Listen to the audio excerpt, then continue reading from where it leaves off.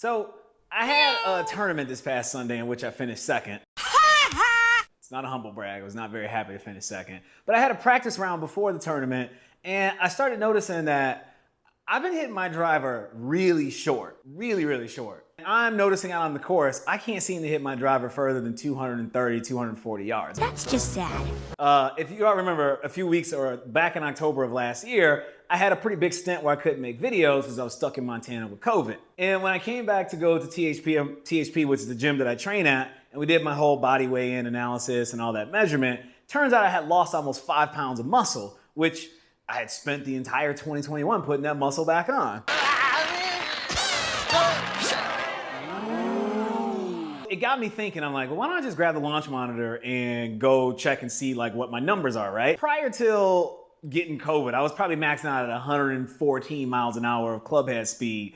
I couldn't swing this driver more than 103 miles an hour. And so it turns out that I'm not the only person that's experienced this. I've talked to a few friends of mine that played golf. I've talked to some other people as well, and I've seen it in some YouTube videos. Apparently, a lot of people who got COVID also got really slow and lost a lot of their club head speed, which I wish I had known about that prior till, because if that was the case, I wouldn't have been going anywhere. I'd have been on 100% lockdown. Yeah, is this the World Health Organization? Just tell them that they're gonna lose 30 to 40 yards off the tee if they all get corona. I guarantee you won't see a single person outside for the next 2 to 3 months, or at least until the new Sim Stealth driver drops. No, I'm not a doctor. I'm just a very seriously concerned golfer. You get the point that I'm on about. And this tournament was a huge eye-opener of how much it sucks to play golf without speed. I'm talking about hitting hybrids and stuff into par fours. Yeah, that's just not my style. It's definitely a no for me, dog. That is not the golf I want to play. That is not the golf I'm looking to play. That is not any kind of golf I'm interested in playing. If I'm playing a 6,500 yard course, I expect to be hitting 9 irons and 8 irons into par fours,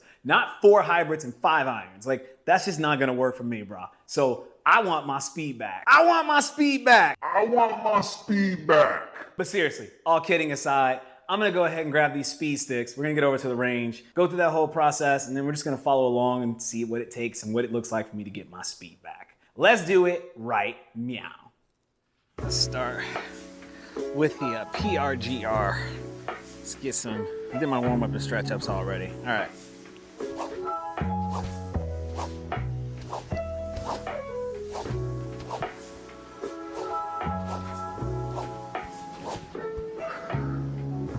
All right, I don't want to bore myself with this one. Let's just speed through this process and get on to the driver.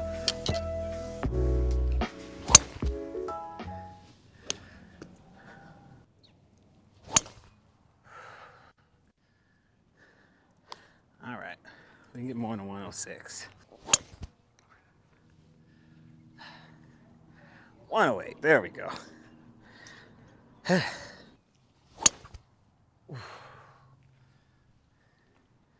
107 again, Jesus. 154 ball speed, there we go. Getting it back. Getting it back. Come on.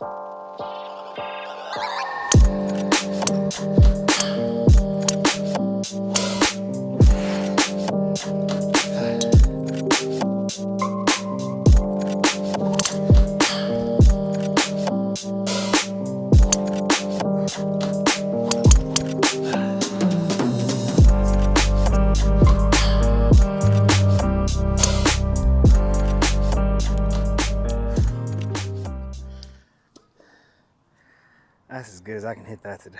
156, 144. That might be all I got in the tank today. I don't think I got anything more. Out of breath, still working at it. 108 ball speed, 108 club speed, 156. Ball speed, 144 strike. I think that might just be all I got today. Bad though on the carry, 266. We're getting there, moving into it. What's that on total? 285, close, getting there.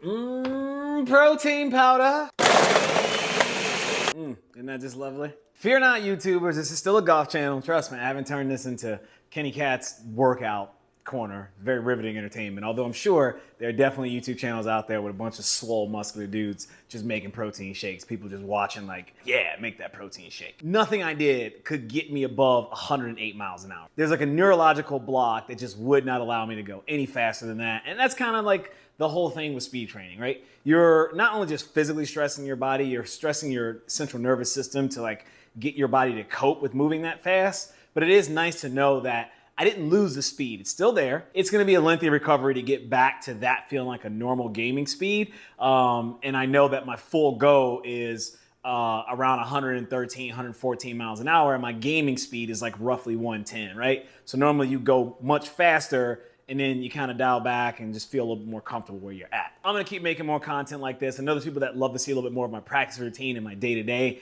I'm gonna try to keep my handheld with me and make sure I can give some more insight into some of the smaller things that go into tournament prep, getting my game where it needs to be, you know, training, et cetera, et cetera. But thank you very much for taking the time to watch this video. If you've made it this far, deuces, people. Let's keep it moving.